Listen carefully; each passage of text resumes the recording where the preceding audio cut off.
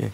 좀 전에 모두발을 통해서 우리 강 후보께서 KTX 역사 유치나 혁신도시 또 산재모병은 오일 허브 신앙만 이런 얘기들 쭉 하셨고 홍보물을 보니까 그 동해 남부선이나 유니스트 설립 예산 지원 그린 자동차 이게 전부 다 강 후보께서 하신 것이라 하면서 7억 7조 원을 확보했다 그러셨는데 이거 강 후보님께서 실제로 역할하신 거 인정합니다. 그거 아니라고 말씀드린 것은 아니지만 그렇지만 그것은 울산의 정치권 국회의원들이 전원 다 힘을 합친 것이고 시도 힘을 합쳐서 함께 공동작품으로 이루어낸 것이지 강 후보님께서 혼자 독자적으로 만들어낸 것은 아니라는 말씀을 이 자리에 빌어서 정확하게 말씀드리고요.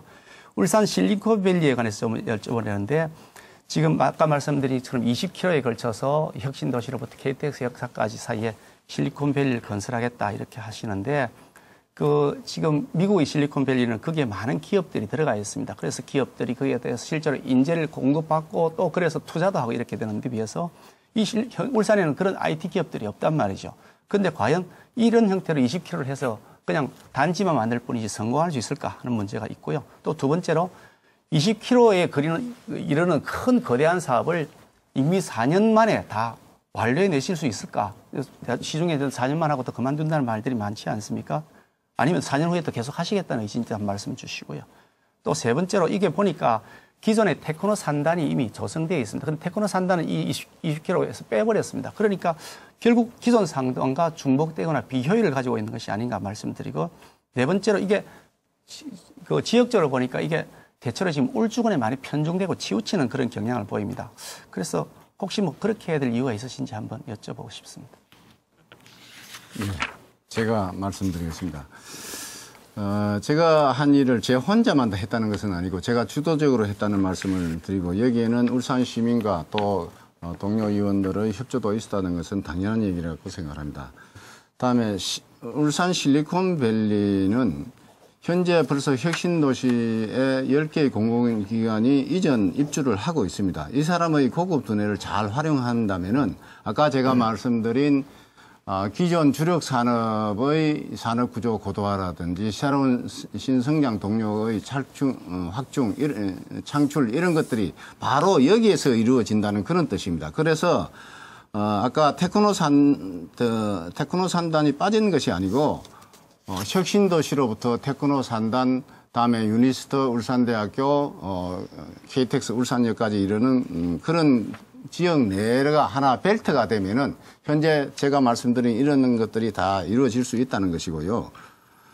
그다음에 이 모든 일이 그렇습니다. 어떻게 한 번 시작을 해서 자기 임기 내 몇 년 만에 다 끝난다는 건 상당히 어렵고 제가 이제까지 했던 일은 대개 다 제가 주창해서 거의 이루어진 사항들이 많이 있습니다.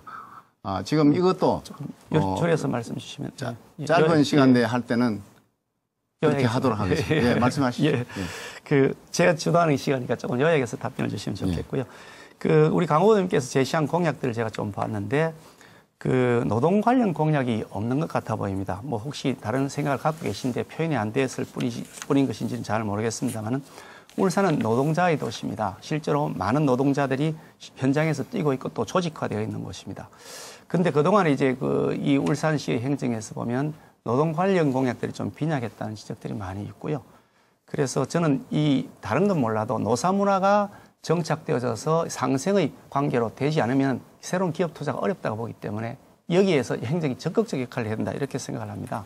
그래서 예를 들어서 이 노사정위원회와 같은 이런 상시 채널을 만들어서 노조하고 또 수시로 시장도 만나고 또 사용자도 만나고 또 삼자도 대면하고 하면서 서로 가지고 있는 생각들을 허심탄회하게 얘기할 수 있어야 되겠다 이렇게 생각하는데 혹시 그 부분에 대한 다른 보관이 있으십니까?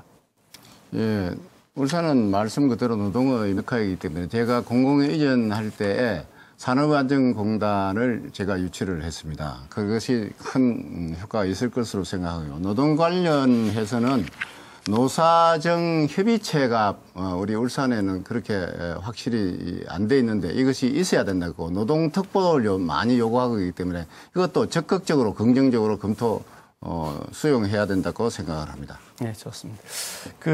산재모병원 관련해서 말씀을 좀 드리는데요. 산재모병원을 아까 그 뭐 주도적으로 아까 다 강 후보님께서 주도적으로 하셨다는데 주도적으로 했다는데 저는 동의할 수가 없습니다. 제가 처음부터 착안해가지고 그린 전기자동차는 제가 처음 안을 만들어서 정부에다 요구해서 만든 것이고 동부 오일허브도 제가 처음 주도해서 만든 것인데 그걸 강 후보님께서 주도적으로 했다니까 이해가 잘 안 됩니다만 좋습니다.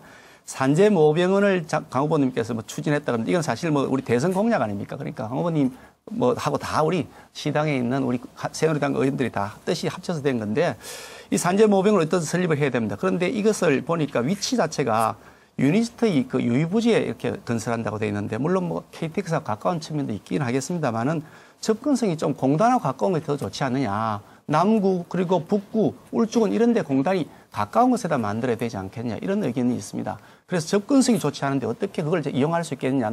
노동자들이 근무 시간하고 또 인접해 있을 때 그런 생각이 드는데 그 부분에 대해서 어떻게 생각하시는지 말씀 주시면 좋겠습니다.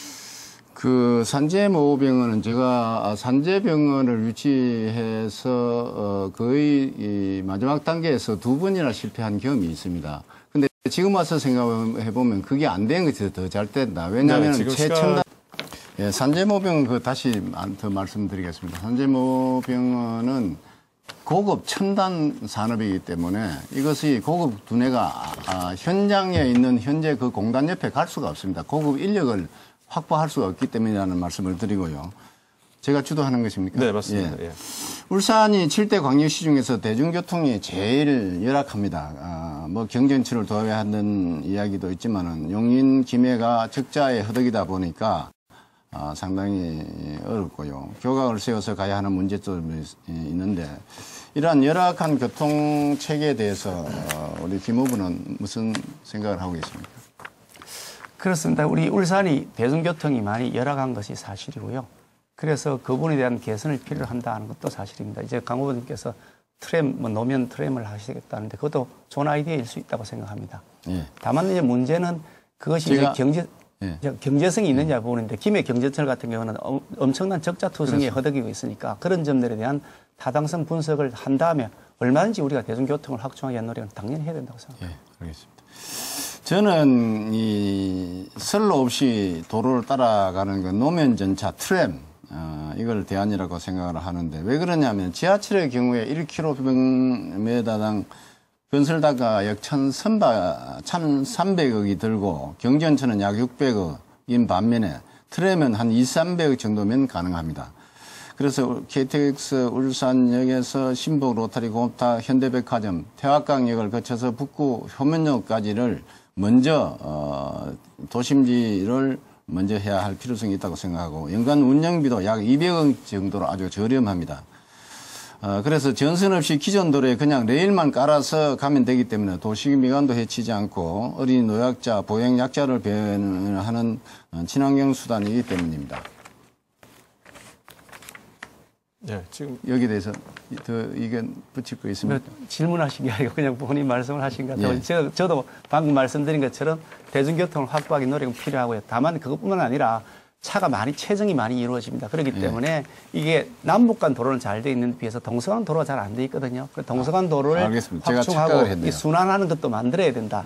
그렇게 생각을 합니다. 그다음에 아파트가 현재 우리 21만 세대 약 70만이 살고 있는데 저는 이 공동주택 관리팀을 만들어서 건축사나 주택관리사, 회계사 전문가가 구성돼서 참여한다면은 이 주민들께서 어떤 의뢰가 들어왔을 때 각종 정보도 제공해주고 입찰 대행 업무도 하자는 것입니다. 예를 들어서 요즘 정부에서 전력난 해소를 위해서 LED 설치를 많이 권장하고 있습니다만은 전기 80%를 전략한다는 장점은 알고 있지만은 단가가 비싸고 입찰 과정에 잡음이 있다 보니까 설치를 꺼리고 잘 안 되고 있습니다. 그래서 이것을 공동 구매를 해주면은 몇백 세대 아파트를 혼자 하는 것보다는 이거를 단가를 내릴 수 있고 입찰 관련한 비리 등도 문제점이 해소될 수 있지 않을까 해서 이런 생각을 해봤습니다.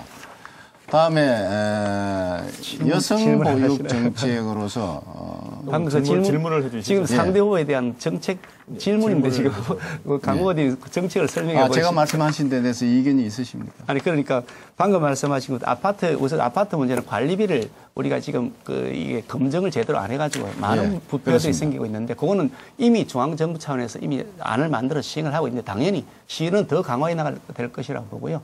아파트 LED라든지 뭐 노후화된 시설의 개보수 이거 행정에서 지원해 줄 필요가 있습니다. 당연히 지원해 줄 수 있는 범위 내에서 지원해야 되는 것이 당연하다고 봅니다. 예. 그러니까 이 아파트에 사는 사람이 많다 보니까 관심이 많기 때문에 관리비를 어떻게 하면 낮추고 비리를 근절할 수 있을까 하는 당연히 것이 바로 되는 그럴 것이죠. 거라고 생각합니다. 다음에 편안한 질문 하나 드리겠습니다. 김기현 후보님 자녀가 어떻게 되십니까? 위에 아들이 하나 있고요. 밑에 딸이 셋이서 총 4명입니다. 그래서 우리 김기현 후보는 저출산을 정부 정책에 적극 호응한 아주 애국자라고 생각합니다. 잘 봐주셔서 감사합니다. 그래서 박 대통령께서도 이런 말을 했습니다. 여성이 제2의 한강의 기적의 원천이라 이렇게 했는데 그만큼 여성이 중요하다는 얘기라고 생각합니다. 김 후보께서는 여성 보육 정책에 간단히 한 말씀을 해주시죠. 저는 국회에서 활동하면서 여성 정책을 앞장서서 실천했던 사람입니다. 지금 일과 가정을 양립하는 그런 일 가정 양립, 가정 친화적 기업을 최초 대표 발의를 해서 법안을 통과시켰던 사람이고요. 그래서 이게 탄력 근무제를 하자, 근무 시간을 어떻게 좀 줄여보자. 또 그리고 지금 시간 선택적 근로를 하자 이런 것들도 다 여성들이 경력 단절된 여성들이 복귀할 수 있는 안을 만든 것인데 그거는 우리가 더 적극적으로 해야 됩니다. 이거는 울산시 차원의 문제가 아니고 국가 차원에서도 경력 단절된 여성들이 활용될 수 있도록 일하고 싶은데 일자리 없지 않습니까? 그 일을 만들어야 되는 것은 너무나 당연한 일이라고 생각합니다. 예. 그런데 여성의 사회적 진출을 가로막는 유리천장 깨기를 위해서 상징적인 조치가 필요하지 않나 그런 생각을 합니다. 제가 시장이 된다면 전 분야에 걸쳐서 여성을 적극적으로 발탁하겠습니다. 방범 CCTV도 대폭 확대해서 여성과 아이들이 안심하고 다닐 수 있도록 하겠습니다. 출산 장려 프로그램을 더욱 확대 운영을 하도록 하겠습니다. 또한 유니스트 울산대와 연계된 멘토링 교육도 확대하도록 하겠습니다. 산재 모병원을 통해서 5만 명의 영유아에 대해서는 선택 예방 접종비가 있는데 이걸 한 절반 정도로 낮추겠습니다. 네, 지금 정해진 시간 6분이 다 지났습니다.